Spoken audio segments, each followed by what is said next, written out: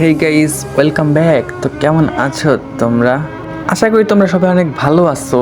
তো গাইস, নতুন একটা গল্প নিয়ে আসলাম। তো আগের গল্পটা ওটা চলে গেছে আর কি, মানে ওইটার মধ্যে ইন্টারেস্ট নাই। তো নতুন একটা গল্প নিয়ে আসলাম, এই গল্পটা অনেক ইন্টারেস্টিং হতে চলেছে। তো এই গল্পের ফুল ভিডিও, মানে ফুল গল্পটা একটা ভিডিওতে দিয়ে দিলাম।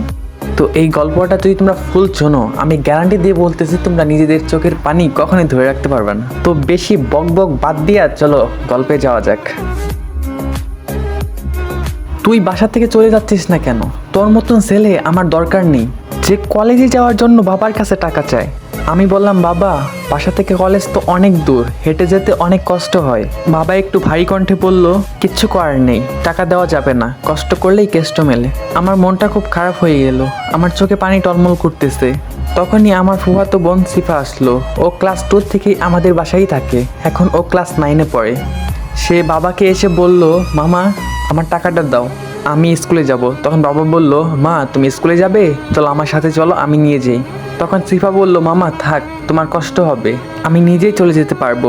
আচ্ছা মামুনি, এই নাও 100 টাকা, ভাড়া 30 টাকা, আর বাকি টাকা দিয়ে তুমি কিছু খেয়ে নিও।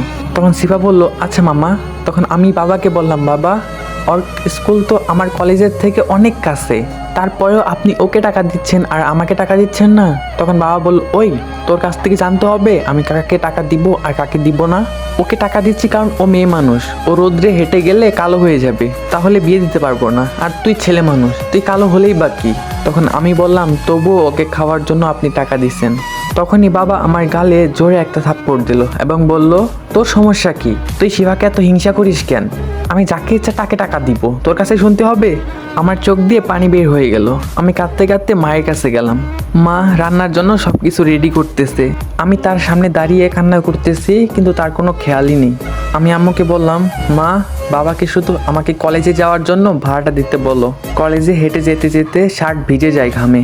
তখনই আম্মু উঁচু গলায় বলে উঠলো, থাপ্পড় খাবি নাকি যাবি এখান থেকে?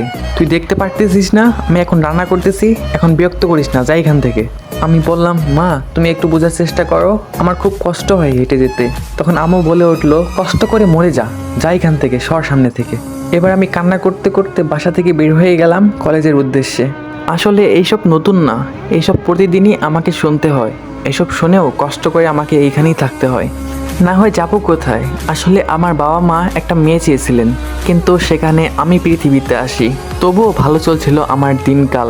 যখন আমি ক্লাস 4-এ উঠলাম, তখনই শিফাকে আমাদের বাসায় বাবা মা নিয়ে আসে। তখন থেকেই আমার সাথে এরকম ব্যবহার চলে। শুধু আমাকে একটু ভালোবাসতো আমার মেজো ভাই। যাই হোক, আমার পরিচয়টাই তো দেওয়া হয়নি, আগে আমার পরিচয়টা দিয়ে নেই। আমি আতিক হাসান লিমন, আমি ইন্টার প্রথম বর্ষে পড়ি। আমরা 3 ভাই, আমি সবার ছোট।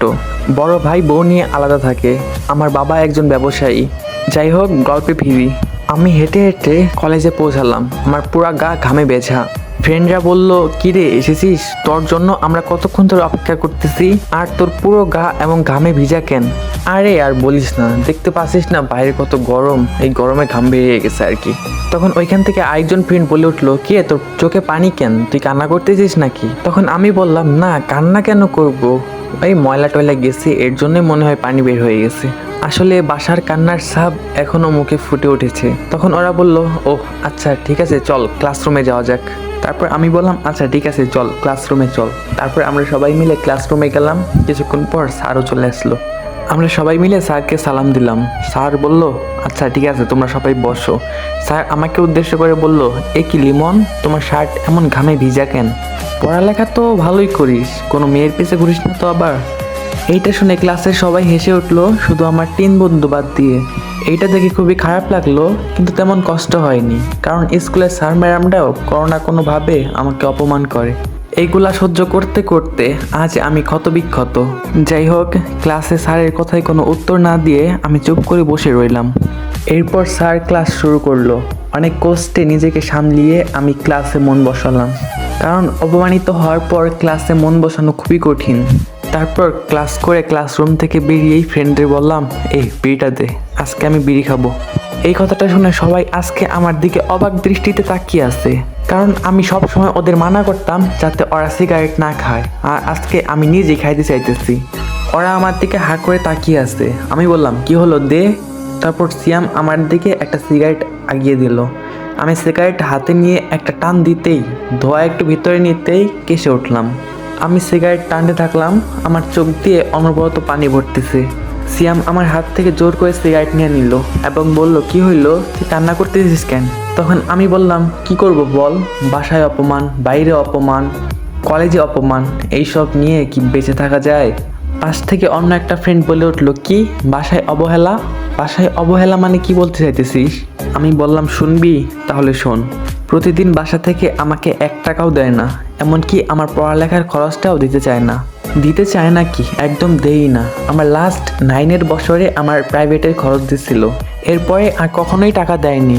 আমি টিউশনি করিয়ে নিজের খরচ নিজে চালাচ্ছি এবং আমার পড়াশোনাটা কন্টিনিউ করে যাচ্ছি।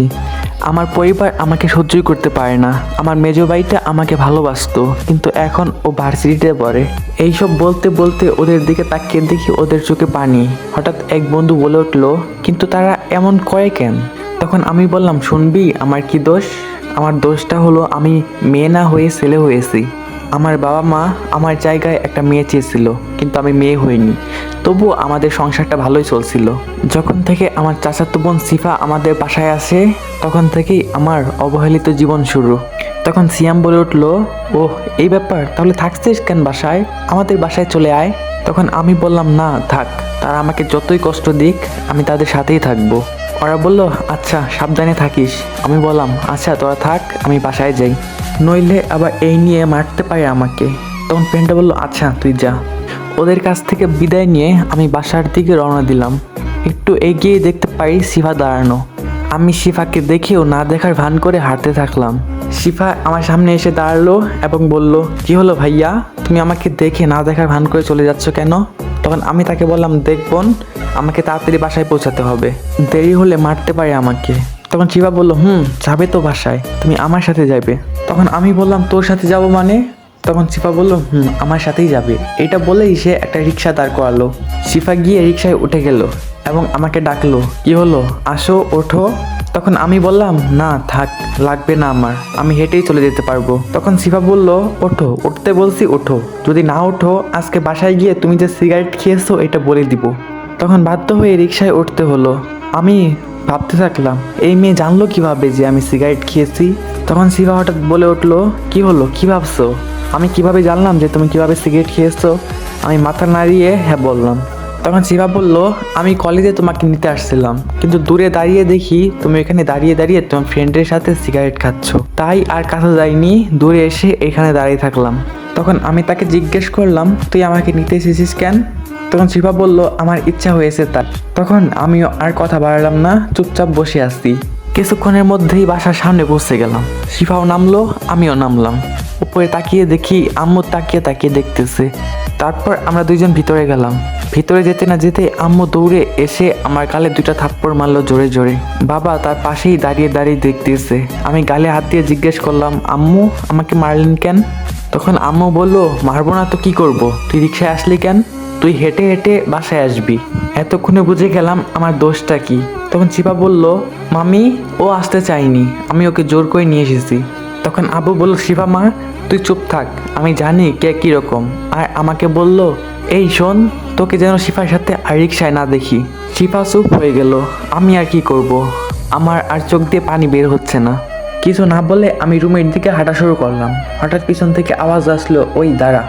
আমি দাঁড়িয়ে পিছনের দিকে তাকালাম, দেখি আম্মু বলতেছে, যাচ্ছেন কোথায়?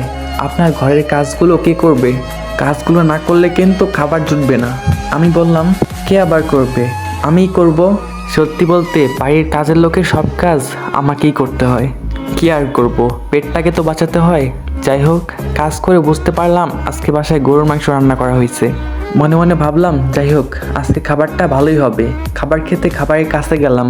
টেবিলে গিয়ে দেখি আমার জন্য খাবার বেড়ে রাখা হয়েছে। থালাটা সরিয়ে দেখি আমার জন্য শুধু ডাল ভাত রাখা হয়েছে। দেখে খুব খারাপ লাগলো। আমি আম্মুকে ডাকতে শুরু করলাম, আম্মু আম্মু। আম্মু বলল, কি হয়েছে, এমন ডাকতেছিস কেন? তখন আমি বললাম, আমার জন্য শুধু ডাল ভাত রেখেছো কেন? আজকে তো বাসায় মাংস রান্না হয়েছে। তখন আম্মু বলল, যা রেখেছি ওইটা দিয়েই খা, ওইটাই তোর কপালে আছে। এটা বললে আম্মু চলে গেল। আমি আর কিছু বললাম না। ক্ষুধা লাগছিল অনেক, কিন্তু খেলাম না। না খেয়ে রুমে চলে গেলাম। ক্লান্ত শরীর নিয়ে শুতে না শুতেই ঘুমিয়ে গেলাম। হঠাৎ অনুভব করতে পারলাম কে যেন আমাকে মারতেছে। চোখ খুলে দেখতে পেলাম আম্মু আমাকে লাঠি দিয়ে পিটাচ্ছে। আম্মু বলতে শুরু করলো, কি হলো নবাবজাদা, আপনার ঘুম হয়েছে? আপনি জানেন না আপনার বিকালে কত কাজ? আমি বললাম, আম্মু আমাকে আর মেরো না, আমার খুব কষ্ট হচ্ছে। আম্মু বলল, ওঠেন, আপনার বিকালের কাজগুলো শেষ করেন। আম্মুর মারের হাত থেকে বাঁচার জন্য উঠে দৌড়ে চলে গেলাম বাসন মাজতে। বাসনগুলো নিয়ে মাজতে শুরু করলাম। রান্নাঘরে শিফা আসলো এবং বলল, দাও এগুলো আমি মেজে দিচ্ছি, তুমি দরজার সামনে গিয়ে দেখো এদিকে কেউ আসে কিনা। তখন আমি শিফাকে বললাম, না থাক, আমি মাজতে পারবো, তুই আর আমাকে মার খাওয়াস না, তোর জন্য আমি সকালে মার খেলাম।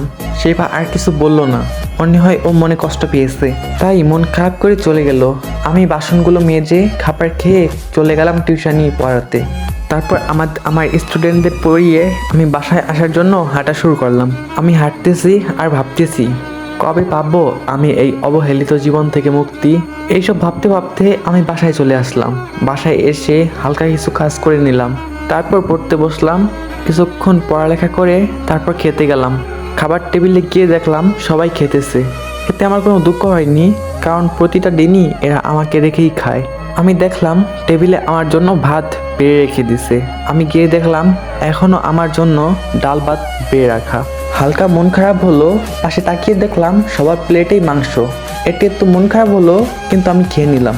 তারপর গিয়ে পড়তে বসলাম, কিন্তু গরমের জন্য পড়া ঠিকভাবে হচ্ছে না। সব রুমে ফ্যান থাকলেও আমার রুমে ফ্যান নেই। টি শার্ট খুলে আমি পড়তে শুরু করলাম।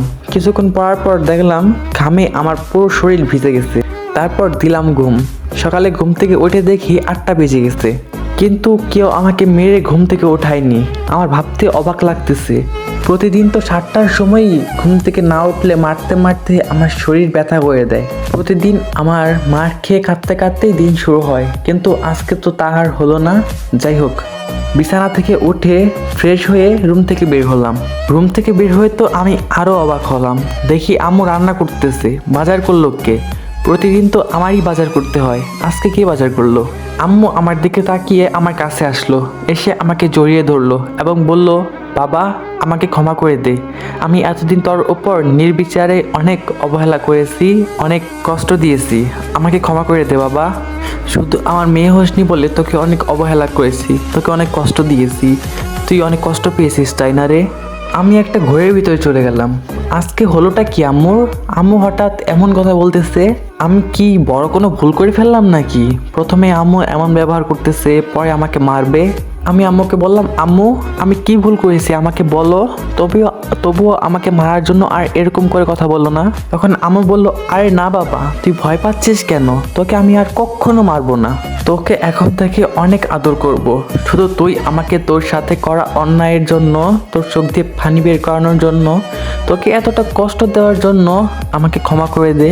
তখন আমি আম্মুকে বললাম, না আম্মু, তোমাকে ক্ষমা চাইতে হবে না, তোমাদের আমি অনেক আগেই ক্ষমা করে দিয়েছি, শুধু তোমরা আমাকে একটু আদর আর ভালোবাসা দিও। তখন আম্মু বলল, বাবা সত্যিই আমি তোকে বুঝতে পারিনি, তুই আমার রত্ন।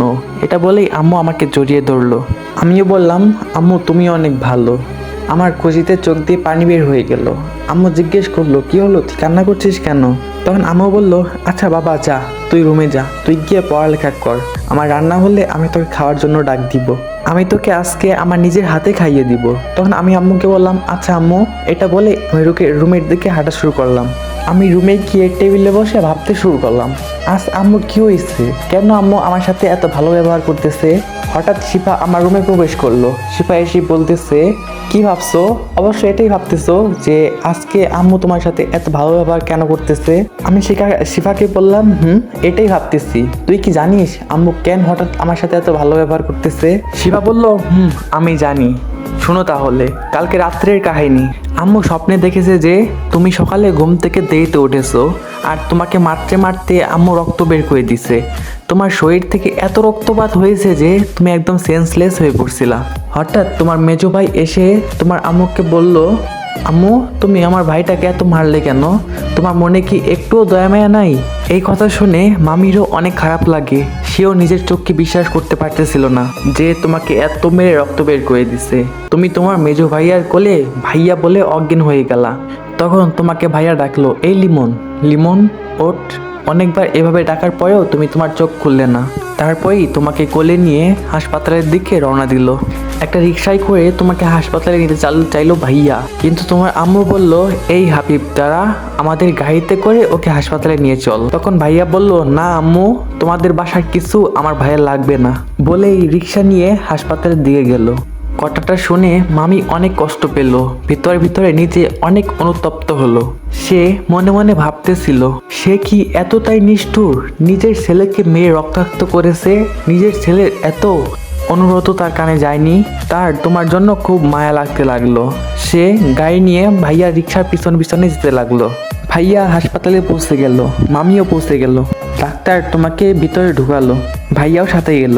যেই না মামি ঢুকতে গেল, তখনই তাকে আটকে ভাইয়া বলল, না, তোমার ভিতরে আসার দরকার নেই। তখনই মামি চিৎকার করে ঘুম থেকে উঠে গেল এবং বলতে শুরু করলো, এই আমাকে যেতে দে, আমার ছেলের কাছে আমাকে যেতে দে, আমার ছেলেকে দেখতে দে, আমি যে অনেক বড় ভুল করে ফেলেছি, বলেই মামি কান্না শুরু করে দিল।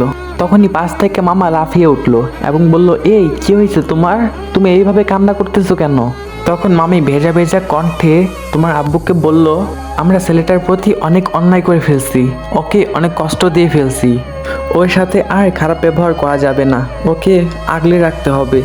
তখনই মামা বলল, আসছে, যাও তুমি ওর সাথে ভালো ব্যবহার করো, আমি করতে পারবো না, ওকে আমার একদম সহ্যই হয় না। তখন মামি বলল, তুমি যা করার করো, কিন্তু আমার ছেলেকে আমি আর কষ্ট পেতে দিব না, আমি গিয়ে একবার দেখে আসি আমার ছেলেটা কেমন আছে।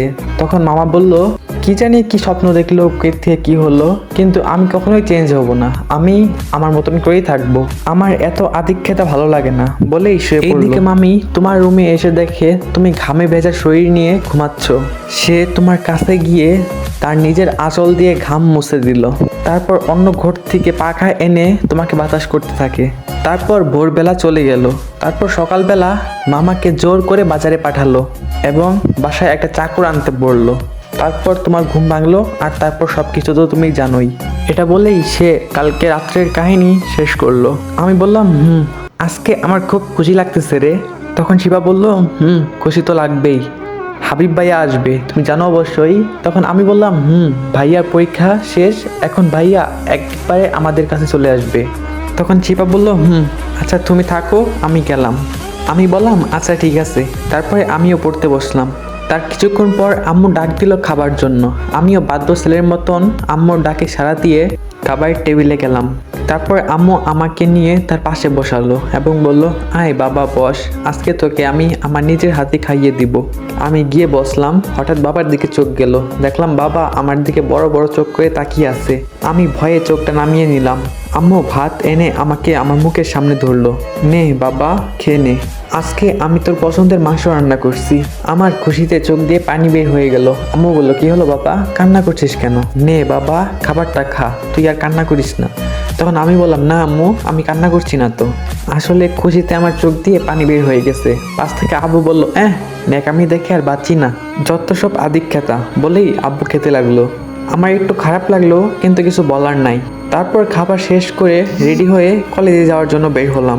হঠাৎ আম্মু পিছন থেকে ডাক দিয়ে বলল, এই নে 500 টাকা। আমি বললাম, কি হলো, টাকা দিচ্ছ কেন? তখন আম্মু বলল, তুই যে কলেজে যাস, তোর টাকা লাগে না? আমি বললাম, লাগে তো, কিন্তু আমি এত টাকা দিয়ে কি করব? তখন আম্মু বলল, আজকে তোর বন্ধুদের খাওয়াই একটু, তাছাড়া লাগেই তো। তখন আমি বললাম, তাও এত টাকা তো লাগতো না। তখন আম্মু বলল, তুই যা, কলেজে যা, সাবধানে যাবি এবং কলেজ শেষ করে সোজা বাড়িতে আসবি, কোথাও যাবি না। আর আমি জানি তুই বিকেলে টিউশনি করস, আজকে বিকেলে গিয়ে সব কিছু বাদ দিয়ে দিবি। আমি বললাম, আচ্ছা আম্মু। এটা বলেই আমি বাসা থেকে বের হয়ে গেলাম। বাসা থেকে বের হতেই দেখলাম গেটের সামনে শিফা দাঁড়ানো। আমি আসাতে রিক্সা ডাকলো, আর একটা রিক্সাও চলে আসলো। শিফা গিয়ে রিক্সায় উঠলো এবং আমাকে ডাকলো, লিমন ভাইয়া আসো, একসাথে কলেজে যাব। আমি আমার স্কুলে নেমে যাব, তুমি তোমার কলেজে যাবা। তখন আমি বললাম, না থাক, তুই যা, আমি অন্য একটা রিক্সা নিতেছি। আরে আসো তো, এটা বলেই শিফা আমাকে জোর করে রিক্সায় ওঠালো। তারপর আমি শিফাকে তার স্কুলে নামিয়ে দিয়ে আমি আমার কলেজে চলে গেলাম। কলেজে পৌঁছাতেই দেখতে পেলাম সব হারামিগুলা একসাথে দাঁড়িয়ে আছে। আমি ওদের সামনে গিয়ে দাঁড়ালাম এবং ওরা বলল, কি রে তুই আজকে রিক্সায়, কি ব্যাপার? তখন আমি বললাম, মামা, আজকে আমি অনেক খুশি, অনেক বেশি খুশি। তারপর ওরা জিজ্ঞাসা, কেন মামা, কি হয়েছে? তারপর ওদের আমার বাসায় ঘটে যাওয়া সব ঘটনা ওদের খুলে বললাম। তারপর সিয়াম বলল, যাক ভালোই হয়েছে, চল এখন আমাদের ট্রিট দিবি। তখন আমি বললাম, আচ্ছা ঠিক আছে চল। তারপর ওদের নিয়ে ক্যান্টিনে গেলাম এবং ওদের ট্রিট দিয়ে ক্লাসরুমে গেলাম। ক্লাসরুমে যেয়ে ঘটলো আবার আরেক কাহিনী। আমরা ক্লাসে ঢুকে সবাই মিলে একসাথে গল্প করতেছি, হঠাৎ স্যার এসে ঢুকলো ক্লাসরুমে। স্যার ক্লাসরুমে ঢুকেই আমাকে উদ্দেশ্য করে বলল, এই লিমন, তুই ক্লাসে আজকে এত দুষ্টুমি করতেছিস কেন? তখন আমি বললাম, কই স্যার, আমি কখন দুষ্টুমি করলাম, শুধু আমরা সবাই মিলে একটু আড্ডা দিচ্ছিলাম। তখন স্যার বলল, চুপ কর হারামজাদা, তো সাহস কি করে হয় আমার মুখে মুখে কথা বলার, যা বের হ ক্লাসরুম থেকে। তখন আমি বললাম, স্যার আমার ভুল হয়ে গেছে, এবারের মতন মাফ করে দেন। তখন স্যার বলল, চুপ কর হারামজাদা, বের হ আমার ক্লাসরুম থেকে। তখন স্যার আমার কাছে আসলো। আমি স্যারকে বললাম, স্যার আমি আপনার পায়ে পড়ি, প্লিজ আমাকে ক্লাসরুম থেকে বের করে দিবেন না। তখন স্যার বলল, তুই আগে বের হ ক্লাসরুম থেকে। আমি জানি তো এই ক্লাসরুম থেকে বের করে দিলে কেউ জবাব দিয়ে নিতে আসবে না তোর পরিবার থেকে, বলেই আমার কলার ধরে ক্লাস থেকে বের করে দিল। হঠাৎ একটা মহিলার কণ্ঠে বলে উঠল, স্যার ছেলেটার কলার ছেড়ে দিন আপনি। সবাই দরজার দিকে তাকালো। আমিও দরজার দিকে তাকিয়ে দেখি আম্মু এসেছে কলেজে। আমি অবাকের চরম শিখরে, আজকে মা এসেছে আমার কলেজে। এর আগে আমার মা আমার কলেজে কখনোই আসেনি। আমার ফ্রেন্ডরা অবাক, আপনি কে যে ওর কলার ছাড়তে বলতেছেন? তখন আম্মু বলল, আমি কে সেটা খুব তাড়াতাড়ি জেনে যাবেন। তখন আম্মু প্রিন্সিপাল স্যারকে ডাক দিল, স্যার এদিকে আসেন তো। প্রিন্সিপাল স্যার এসে স্যারকে উদ্দেশ্য করে বলল, আপনি লিমনের কলার ধরে আছেন কেন? তখন স্যার বলল, না মানে আসলে প্রতিদিন ক্লাসে দুষ্টুমি করে ও। তখন প্রিন্সিপাল স্যার বলল, চুপ করেন আপনি, আমি সব কিছু শুনেছি, বলতে গেলে রীতিমতো আপনি ওর উপর অত্যাচার করেন। তখন স্যার বলল, দেখেন স্যার আমি কিছু করিনি, ও ক্লাসে বেয়াদবি করে তাই ওকে আমি শাস্তি দেই। তখন প্রিন্সিপাল স্যার বলল, আপনাকে আর এই কলেজে শিক্ষকতা করতে হবে না, আমি পুলিশ ডাকতেছি, পুলিশই আপনার ব্যবস্থা করবে। তখন স্যার বলল, প্রিন্সিপাল স্যার আমার ভুল হয়ে গেছে, আমার সাথে প্লিজ এমন করবেন না, আমাকে মাফ করে দিন। তখন প্রিন্সিপাল স্যার বলল, না আপনার মতো শিক্ষক এই কলেজ দরকার নেই। তখন আমি বললাম, স্যার থাক না, এবার মাফ করে দেন, ওনাকে পুলিশে দেওয়া লাগবে না, উনি তো একজন শিক্ষক, ওনাকে পুলিশে দিলে ও অনেক অপমানিত হবে, প্লিজ ওনাকে ক্ষমা করে দেন। প্রিন্সিপাল স্যার আমার দিকে অবাক দৃষ্টিতে তাকিয়ে আছে। আম্মু বলল, তুই চুপ কর, দেখিস না স্যার তোর সাথে কেমন ব্যবহার করে, কেমন অত্যাচার করে, তার উপর ওনার শাস্তি পাওয়া দরকার। আমি বললাম, না আম্মু, যত যাই হোক তিনি আমার গুরুজন, ওনার কিছু করা লাগবে না, শুধু উনি ওনার ভুলগুলো শুধরে নিলেই হবে। তখন প্রিন্সিপাল স্যার বলল, আচ্ছা ঠিক আছে, তোর কথা শুনে এরকম একটা স্যারকে ক্ষমা করে দিলাম, উনি যদি আর কোনোদিন এরকম কিছু করে তাহলে ওনাকে চাকরি থেকে বরখাস্ত করব তো করবই, সাথে শাস্তিরও ব্যবস্থা করব। তো আসসালামু আলাইকুম গাইজ, যেহেতু তোমরা গল্পটা এই পর্যন্ত দেখতেছো তাহলে অবশ্যই তোমাদের কাছে গল্পটা ভালো লাগতেছে। তো কেমন লাগতেছে অবশ্যই কমেন্টে জানাও, আর চ্যানেলটা সাবস্ক্রাইব করতে ভুলবা না। তখন স্যার বলল, জি স্যার, আমাকে এবারের মতন ক্ষমা করে দিন, আমি এই ভুল আর কখনোই করব না, আমি নিজেকে শুধরে নিব। আমি এমনিতে আমার পরিবার নিয়ে খুব কষ্টে আছি, আর তার মধ্যে যদি আমার এই চাকরি চলে যায় তাহলে আমার পরিবার না খেয়ে মরবে। আপনি ক্ষমা কার কাছে চান? ক্ষমা চান লিমনের কাছ থেকে। ওর জন্যই আজকে আপনাকে ক্ষমা করে দিলাম, ওর কাছ থেকে কিছু শিখেন। লিমন সত্যিই রে, তুই অনেক ভালো একটা ছেলে, আমি তোর সাথে কত কিছু করলাম আর তুই আমাকে ক্ষমা করে দিলি। এই আমি কিনা তোকে এত কষ্ট দিয়েছি, আসলে তোর বাসা থেকে কেউ কখনো আসেনি তো, তাই তোর সাথে অমন করে আমি একটু আনন্দ পেতাম। আমার অনেক বড় ভুল হয়ে গেছে, আমাকে শুধরানোর একটা সুযোগ দে, আমি এই ভুল আর কখনোই করব না। আমি বললাম, না স্যার, ক্ষমা চাইতে হবে না, আপনি শুধু ঠিকভাবে শিক্ষকতা করিয়ে যান, আমি শুধু এটাই চাই। তারপর আম্মুকে বুঝিয়ে বাসায় পাঠিয়ে দিলাম। তারপর আবার ক্লাস শুরু হলো। তারপর ক্লাস করে আমরা ক্লাস শেষে একটু আড্ডা দিয়ে আবার বাড়ির দিকে রওনা হলাম। আমার অনেক খুশি লাগতেছে, কারণ আমার মেজো ভাইয়া বিকালে বাসায় আসবে। আমার মেজো ভাই আমাকে অনেক বেশি ভালোবাসে। যাই হোক, দুপুরে খাবার খেয়ে যেখানে যেখানে টিউশনি করতাম সেখানে চলে গেলাম।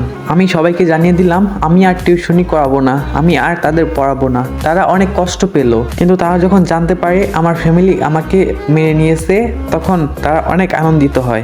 বাসায় আস্তে আস্তে আমার ভাইয়া কল দিল। আমি কল রিসিভ করে বললাম, ভাইয়া বলো। তখন ভাইয়া বলল, আমি চলে আসছি। কই তুই? আমাকে বাস স্ট্যান্ড থেকে বাসায় নিতে আয়। তখন আমি বললাম, ওকে ভাইয়া, আমি আসতেছি, আমি তোমার জন্য অপেক্ষা করব। তখন ভাইয়া বলল, আচ্ছা ঠিক আছে আয়।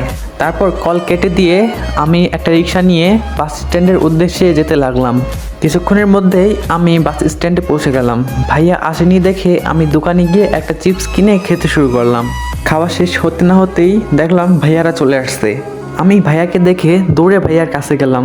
ভাইয়া আমাকে দেখে তার ব্যাগগুলো হাত থেকে ফেলে আমাকে এসে জড়িয়ে ধরলো। ভাইয়া বলল, কিরে খাস না নাকি? তুই শুকিয়ে কি হয়েছিস? বুঝেছি, তোর সাথে বাসায় অনেক খারাপ ব্যবহার করে, তোকে অনেক অবহেলা করে, তাই না? আমি বললাম, না ভাইয়া, এখন আমাকে কেউ আর অবহেলা করে না, এখন সবাই আমাকে অনেক ভালোবাসে, কিন্তু বাবা এখনো আমাকে দেখতে পারে না। তখন ভাইয়া বলল, আল্লাহর কাছে দোয়া কর, আল্লাহ তাআলা সবকিছু ঠিক করে দিবেন। ভাইয়া বলল, এখন চল বাসায় চল, তোর জন্য অনেক গিফট এনেছি, চল বাসায় চল, তোকে দেখাবো।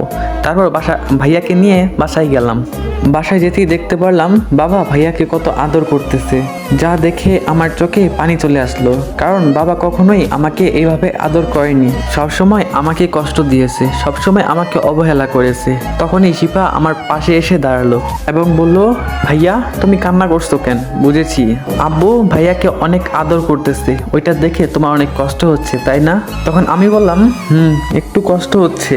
বাবা আমাকে কখনোই এইভাবে আদর করেনি, সবসময় আমাকে অবহেলা আর কষ্ট দিয়েছে। তখন শিবা বলল, থাক তুমি আর কষ্ট পেও না, দেখো আল্লাহ তাআলা সবকিছু একদিন ঠিক করে দিবে। তারপর ভাইয়া রুমে গেল। ভাইয়া আমাকে বলে গেল, ফ্রেশ হয়ে একটু পর আমার রুমে আসিস। আমিও ভাইয়ার কথা মতো আমার রুমে চলে গেলাম। আমি রুমে গিয়ে তো অবাকের চরম শিখরে, কারণ আমার রুমটা একদম পরিষ্কার করে গোছানো এবং আমার রুমে ফ্যানও লাগানো হয়েছে। এরকম হবে আমি সত্যি কখনো ভাবিনি। যাই হোক, আমি ফ্রেশ হয়ে ভাইয়ার রুমে গেলাম। আমি বললাম, ভাইয়া আসবো? ভাইয়া আমাকে দেখে বলল, ওই তুই এসে গেছিস, আর আমার রুমে আসার জন্য তোর অনুমতি লাগে নাকি? আয় আয় তাড়াতাড়ি আয়, আর কখনো আমার রুমে আসার সময় অনুমতি নিবি না, ঠিক আছে? তখন আমি বললাম, আচ্ছা ভাইয়া, কিসের জন্য ডাকছো বলো এবার। তারপর ভাইয়া বলল, আগে আমার কাছে বস, তারপর বলতেছি। আমি ভাইয়ার কাছে গিয়ে বসলাম। ভাইয়া আমাকে বলল, তোর এতদিন অনেক কষ্ট হচ্ছে তাই না? তখন আমি বললাম, না ভাইয়া, আমি এখন ভালোভাবেই আছি। তখন ভাইয়া বলল, সেটা তো তোর শরীর দেখেই বোঝা যায়।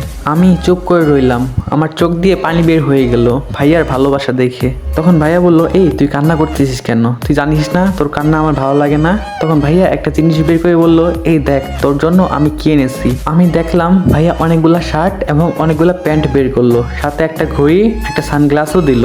ভাইয়া ওগুলা আমাকে দিয়ে বলল, এগুলা তোর পছন্দ হয়েছে তো? আমি মাথা নাড়িয়ে হ্যাঁ বললাম। তখন ভাইয়া বলল, আরো কিছু লাগলে আমাকে বলবি, তুই আমার কলিজা, তোর যা লাগবে আমাকে বলবি, আমি সব কিছু দেওয়ার চেষ্টা করব। আমি বললাম, আচ্ছা ভাইয়া। আমি ভাইয়াকে বললাম, ভাইয়া তুমি খুব ভালো, এটা বলেই ভাইয়াকে জড়িয়ে ধরে কান্না করে দিলাম। তখন ভাইয়া বলল, আরে বোকা, কান্না করেছিস কেন? তোকে একটা গিফট তো এখনো দেইনি। আমি ভাইয়ার দিকে জিজ্ঞাসা দৃষ্টিতে তাকালাম। ভাইয়া ব্যাগ থেকে একটা বক্স বের করে আমাকে দিল। আমি ভাইয়াকে জিজ্ঞেস করলাম, এটা কি ভাইয়া? তখন ভাইয়া বলল, এটা তোর জন্য স্মার্টফোন। আমার ভাই কলেজে উঠবে কিন্তু একটা স্মার্টফোন চালাবে না, এটা কিভাবে হয়? আমার স্মার্টফোন দেখে আমার তো খুশিতে লাফাতে ইচ্ছা করলো। আমি লাফাতে যাব, অমনি ভাইয়ার দিকে তাকিয়ে থেমে গেলাম। ভাইয়া বলল, হয়েছে হয়েছে, থাক আর নাচতে হবে না, যা রুমে গিয়ে ফোনটা চার্জ দে, আর দেখ জামা কাপড়গুলো ঠিক আছে কিনা, তোর পছন্দ হয়েছে কিনা। আমি বললাম, আচ্ছা ভাইয়া। তাই বলেই আমার রুমে চলে আসলাম। এভাবেই চলে গেল একটি মাস। এই মাসটা আমার খুব ভালোভাবে কেটেছে, কিন্তু বাবার জন্য মাঝে মাঝে কষ্ট লেগেছে। এখন ভাইয়ার বিয়ের কাজ শুরু হয়েছে বাসায়। আজকে বিকেলে সবাই মিলে মেয়ে দেখতে যাব। বিকেল হলো, সবাই মেয়ে দেখার জন্য বের হলো। আমিও রেডি হয়ে বের হলাম। বাবা আমাকে উদ্দেশ্য করে হঠাৎ বলে উঠলো, ওর যাওয়া লাগবে না, ও যাবে কি জন্য? এই কথা শোনার পর কষ্টে আমার চোখে পানি বের হয়ে গেল। তখন আম্মু বলল, আজকের দিনও তুমি আমার ছেলেটাকে কাঁদালে, তুমি কি জীবনেও ভালো হবে না? তখন বাবা বলল, ওর মতন ছেলে আমার দরকার নেই, আর এটার জন্য খারাপ হলে হ্যাঁ আমি খারাপ। তখন আমি বাবাকে উদ্দেশ্য করে বললাম, আচ্ছা ঠিক আছে তোমরা যাও, আমি বাসায় থাকবো। এটা বলেই আমি বাসার দিকে রওনা শুরু করলাম। তখন ভাইয়া বলল, ওই দাঁড়া, আমার জন্য মেয়ে দেখতে যাচ্ছে আর তুই যাবি না? তাহলে তো আমিও যাব না। বলেই আমার কাছে এসে আমার হাত ধরে নিয়ে আমাকে গাড়িতে উঠালো। আমিও আর কোনো কথা বলতে পারলাম না, গাড়ি ছেড়ে দিল। কিছুক্ষণের মধ্যেই পৌঁছে গেলাম আমরা মেয়েদের বাসায়। তারপর আমরা গাড়ি থেকে নেমে ভাইয়ার সাথে একসাথে থেকে আমরা একসাথে মেয়েদের বাসায় ঢুকলাম। বাবা মা সবার সাথে কুশল বিনিময় করলো। তারপর আমাদের সামনে মেয়েকে নিয়ে আসা হলো। ভাইয়ার মেয়েকে অনেক পছন্দ হলো এবং এক সপ্তাহ পরে বিয়ে ঠিক করা হলো। বিয়েতে ঘটলো আরেক কাহিনী। এক সপ্তাহ পর বিয়ের ডেট ঠিক করা হলো। তারপর সবাই বাসায় চলে আসলাম। তারপর বাসায় বিয়ের কাজ শুরু হয়ে গেল। ভাইয়াও খুব খুশি বিয়েতে, তবে এখনো ভাবির সাথে আমার কথা হয়নি। ভাইয়া বলছিল কথা বলতে, কিন্তু আমি বলিনি। যাই হোক, বাসায় অনেক কাজ। ভাইয়ার কথা মতো আমি আমার বন্ধুদেরকেও দাওয়াত দিলাম। আমি বাবার সামনে তেমন একটা যেতাম না ভয়ে, যদি বাবা আমার বন্ধুদের সামনেও আমাকে অপমান করে, তবুও সময় পেলেই কিছু না কিছু করতই, যাতে আমি কষ্ট পাই। এইভাবে চলে আসলো বিয়ের দিন। সব আত্মীয় স্বজন চলে আসলো।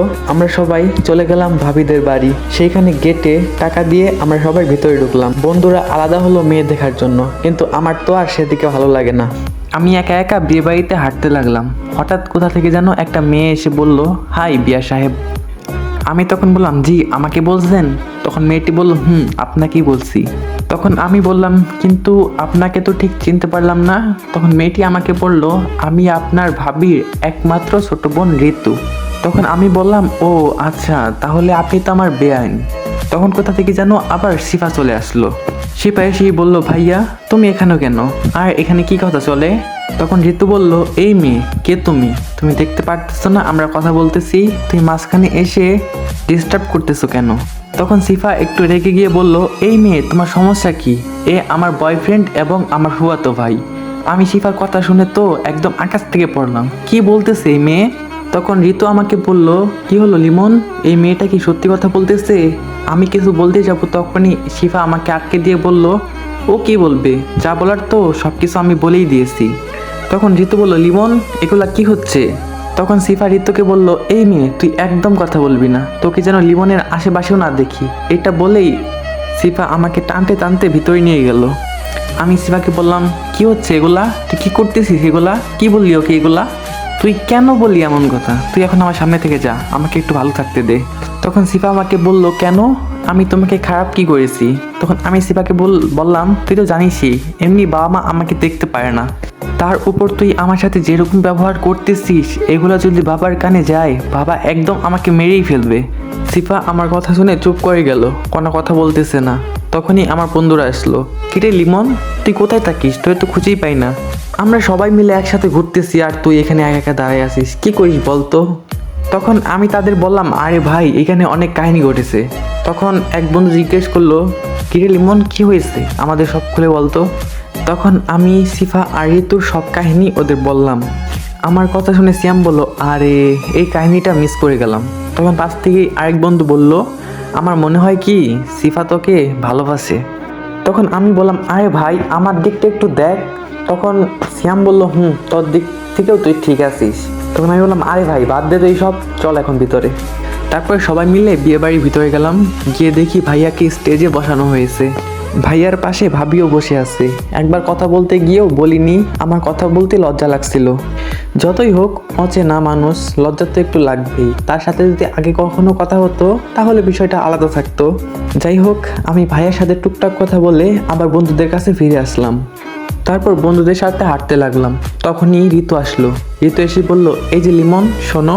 তখন আমি বললাম, বলেন। তখন ঋতু বলল, এখানে বলা যাবে না, একটু সাইডে আসো। তখন আমি বললাম, সাইডে যাওয়া যাবে না, যা বলার এখানেই বলো। তখন ঋতু বলল, প্লিজ একটু বুঝো, একটু আসো। তখন বন্ধুরা বলল, লিমন যা, মেয়েটা একটু রিকোয়েস্ট করতেছে, যা একটু শুনি আয় কি বলে।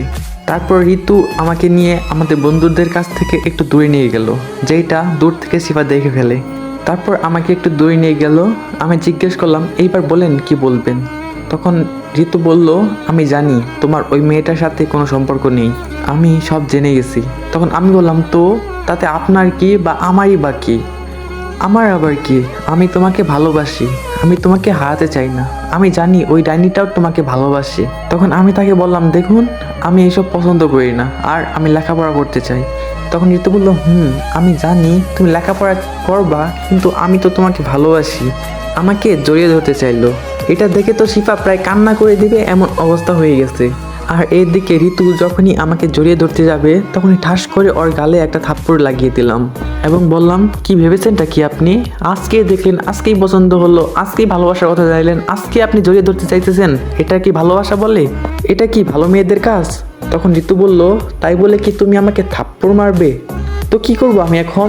ভাল লাগে না এইসব, অসহ্যকর, সরো এখান থেকে। শিফা দূর থেকে দাঁড়িয়ে দাঁড়িয়ে দেখতেছে আমাদের কাহিনী। ওর সাথে খারাপ ব্যবহার করা দেখে শিফার মনটাও ভালো হয়ে গেল। শিফা মনে মনে যেটা চেয়েছে সেটাই হলো। ঋতু আমাকে বলল, লিমন তুমি কাজটা মোটেও ঠিক করো নাই, এর প্রতিশোধ আমি নিব। তুমি যেভাবে আমাকে মারলে দেখো তোমাকে আমি কী করি। এটা বলেই সে চলে গেল। আমিও চলে গেলাম বন্ধুদের কাছে। বন্ধুরা জিজ্ঞেস করলো, কী রে কী হলো এখানে। তারপর ঋতু আমার সাথে যা যা করেছে সব বন্ধুদের বললাম। তখন সিয়াম বলল, কি করেছিস তুই এটা? এখন যদি মেয়েটা তোর সাথে কিছু করে? তখন আমি বললাম, কি করবে ও? আমি ওর সাথে কিছু খারাপ করেছি নাকি? দোষটা সম্পূর্ণ ওর ছিল। তখন বন্ধুরা বলল, তাও ঠিক। তারপরে খাওয়ার জন্য ডাক দিল আমাদের। তারপর আমরা চলে গেলাম খেতে। সবাইকেই খেতে ডাকছে, সবাই খেতে বসছে। ভাইয়াকেও এনে বসালো খাইতে। আমরা গিয়ে টেবিলে বসে আছি খাওয়ার জন্য। আমি খেয়াল করলাম ঋতু টেবিলে বসে এখনও কান্না করতেছে। কান্না করতে করতে উঠে তার বোনের কাছে গেল এবং তার বোনকে সব কিছু খুলে বলল। তার বোন তাকে বলল, আরে বোকা, কান্না করতেছিস কেন? ও তোর সাথে এমন ব্যবহার করছে না, এর শাস্তি ওকে আমি দিবই। আগে আমি ওদের বাসায় যেয়ে নিই। তারপর ঋতু বলল, আচ্ছা। এটা বলেই সে উঠে চলে আসলো আবার খাবার টেবিলে। তারপর ভাবি ভাবলো কিভাবে আমাকে উচিত শিক্ষা দিতে হবে। খাওয়া দাওয়া করে বিয়ে পড়িয়ে আমরা সবাই মিলে বাসার দিকে রওনা হলাম। আমি খেয়াল করলাম ঋতু আমাদের সাথে আমাদের বাসায় যাচ্ছে। আমি মনে মনে ভাবলাম, ও যাচ্ছে যাক, তাতে আমার কি। আমি আর আমার বন্ধুরা মিলে একটা গাড়িতে উঠলাম। গাড়িতে সবাই মিলে দুষ্টুমি করতেছি আর গাড়ির মতন চলতেছে। কিছুক্ষণের মধ্যেই গাড়ি বাসার সামনে এসে দাঁড়ালো। সবাই নেমে রেডি হতে থাকলো ভিতরে যাওয়ার জন্য। আমরা সবাই দরজার সামনে দাঁড়ালাম। আম্মু এসে ভাইয়া এবং ভাবিকে বরণ করে ঘরে তুললো। তারপর সবাই বাড়ির ভিতরে প্রবেশ করলাম। অনেক ক্লান্ত লাগছিল, তাই আমি বন্ধুদেরকে নিয়ে আমার রুমে প্রবেশ করলাম। বাড়িতে সবাই আনন্দ করতেছে, কিন্তু ঋতু মন খারাপ করে ওর বোনের কাছে বসে আছে। ঋতুর মন খারাপ তার বোন মানে আমার ভাবি আর সহ্য করতে পারলো না। সে একটা বুদ্ধি বের করলো আর ওই বুদ্ধি অনুযায়ী ঋতুকে বলে দিল আমাকে ক্ষতি করার জন্য। ঋতু এতে অনেকটাই খুশি হলো, আমার কোনো না কোনো একটা ক্ষতি করতে পারবে এটা ভেবে। ঋতু তার থাপ্পড় প্রতিশোধ দিতে পারবে। এরপর আমরা ফ্রেশ হয়ে বাইরে বের হলাম। সবাই আলাদা আলাদা হয়ে আড্ডা দিচ্ছি।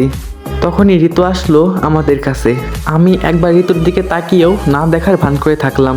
ঋতু আমার কাছে আসলো এবং বলল, লিমন শোনো, তোমাকে আমার কিছু কথা বলার ছিল। তখন আমি বললাম, কি বলবেন বলেন। আর দুপুরে যে আমি থাপ্পড় মারছিলাম ওইটার জন্য সরি। আপনি যেটা করেছেন ওইটা মোটেও কোনো ভালো মেয়ের কাজ না। তখন ঋতু বলল, আমিও আমার ভুল বুঝতে পেরেছি, তাই তো একটু আপনার সাথে কথা বলতে চেয়েছি। একটু আড়ালে গিয়ে কথা বলি। তারপর আমরা একটু আলাদা হলাম। এবার শিফা খেয়াল করেনি যে আমরা আলাদা হয়ে কথা বলতেছি। ঋতু তখন ফোন বের করে কাকে যেন কি মেসেজ লিখলো। তারপর আমি তাকে বললাম, কি বলবেন বলেন। তখন ঋতু বলল, দেখো আমি যা করেছি সব না বুঝে করেছি। আমি তখন বুঝতে পারিনি, এখন বুঝতে পারছি কতটা খারাপ করেছিলাম আমি তখন আমি বললাম, আচ্ছা ঠিক আছে, আর এরকম ভুল না করলেই হবে। তারপর বাড়িতে চিল্লাচিল্লি শুরু হলো। তারপর সবাই মিলে সেখানে গেলাম। আমরা সবাই গিয়ে শুনতে পেলাম ভাবি নাকি তার একটা গয়না খুলে ওয়াশরুমে গেছিল। এখন সেই গয়নাটা খুঁজে পাচ্ছে না। ভাবির এমন কথা শুনে সবাই চলে আসলো সেখানে। ভাইয়া ভাবিকে জিজ্ঞেস করলো, কখন হলো এমন? তখন ভাবি ভাইয়াকে বলল, এই তো একটু আগে আমি ওয়াশরুমে গেলাম, ওয়াশরুম থেকে বের হয়ে দেখি গয়নাটা নেই। আমি অনেক খোঁজাখুঁজি করলাম, তখন পেলাম না, তখন তোমাদের ডাকলাম। তখন সেখানে ঋতু গিয়ে বলল, কি বলো ভাবি? আমি তো একটু আগে তোমার রুম থেকে লিমনকে বের হতে দেখলাম। আমি এই কথা শুনে অনেকটাই শক খেলাম। আমি তখন বললাম, কি বলছেন আপনি? আমি তো একটু আগে আপনার সাথেই কথা বললাম। তখন ঋতু বলল, আপু তুমি ওর কথা বিশ্বাস করো না, তুমি ওকে চেক করো অথবা ওর রুম চেক করো, দেখো ঠিক গয়না পেয়ে যাবা। তখন আমি বললাম, পাগল হয়ে গেছেন আপনি, কি বলতেছেন এইসব? আমি তো এই রুমে যাইনি, আমি তো এতক্ষণ আপনার সাথেই কথা বললাম, আপনি কেন মিথ্যা কথা বলতেছেন? আর চেক করাই বা কথা আমাকে নিয়ে উঠছে কেন? তখন পাশ থেকে বাবা বলল, তুই চুপ কর, তুই আমার কাছে আয়। তারপর আমি অনেকটাই ভয় নিয়ে বাবার কাছে গেলাম। বাবা আমাকে চেক করতে লাগলো। কিছুক্ষণ পর খেয়াল করলাম বাবা আমার পকেট থেকে একটা চেইন বের করলো। আমিও অবাক, এই চেন আমার পকেটে আসলো কিভাবে? বাবা আমার দিকে রাগি চোখে তাকালো। তারপর বাবা ওইখান থেকে চলে গেল। ভাইয়া আমার কাছে আসলো, কাছে এসে ঠাস ঠাস কয়েকটা থাপ্পড় আমার গালে লাগিয়ে দিল। ভাইয়া তখন আমাকে বলতে শুরু করলো, কি কইনি তোর জন্য? কোনটা চেয়েছিস যেটা দেইনি আমি? তুই যা চেয়েছিস ওইটা দেওয়াই ট্রাই করছি, তারপরেও তোকে এইভাবে চুরি করতে হলো, তাও আবার নিজের ভাইয়ের ঘরে। তখন আমি ভাইয়াকে বললাম, ভাইয়া বিশ্বাস করো আমি চুরি করিনি, এটা আমার পকেটে কিভাবে আসলো আমি কিচ্ছু যাইনি। তখন পাশ থেকে ভাবি বলল, তুই চেন নিয়ে আসনি, তোর চেন কি তোর পকেটে হাওয়ায় ভেসে গেল নাকি? তখন পাশ থেকে ভাইয়া বলল, তুই আর আমাকে কখনো ভাইয়া বলে ডাকবি না। আমি কোনো চোরের ভাই না। ভাইয়ার কথা শুনে আমার অনেক কষ্ট লাগলো। যেই ভাইয়া আমাকে এত ভালোবাসতো, পরিবারের সবাই আমাকে অবহেলা করতো, কিন্তু ভাইয়া আমাকে ভালোবাসা দিয়ে আগলে রেখেছে, আর সেই কিনা আজকে বলতেছে যে আমি তার ভাই না। আমার সাথে কেন এমন হলো? আমি তো কিচ্ছু করিনি। আর চেনটা আমার পকেটে কেমনে আসলো আমি তো কিচ্ছুই বুঝতে পারতেছি না। আমি ভাইয়াকে বললাম, ভাইয়া বিশ্বাস করো, আমি জানি না এই চেনটা আমার কাছে কিভাবে আসলো, আমি দেখিনি। আমি সত্যি কথা বলতেছি ভাইয়া, বিশ্বাস করো, আমি চেনটা নিইনি, আমি বুঝতে পারতেছি না এটা কিভাবে আসলো। হ্যালো, আসসালামু আলাইকুম গাইস। সিজন 1 এখানেই শেষ। আর যেহেতু তোমরা এই পর্যন্ত গল্প দেখেছো, অবশ্যই তোমার কাছে গল্পটা ভালো লেগেছে। আর কেমন লেগেছে অবশ্যই কমেন্ট বক্সে জানাবা। আর পরের সিজনটা চাই কি না ওইটাও কমেন্ট বক্সে জানাবা। তোমাদের কমেন্টই আমাকে নেক্সট সিজন তাড়াতাড়ি আনার জন্য উৎসাহ জাগাবে। তো গল্পটা ধামাক্কা হতে চলেছে। তোমরা কমেন্ট বক্সে জানাবা নেক্সট সিজন চাই কি না। তো আজকের মতন আল্লাহ হাফেজ, দেখা হচ্ছে নেক্সট সিজনে।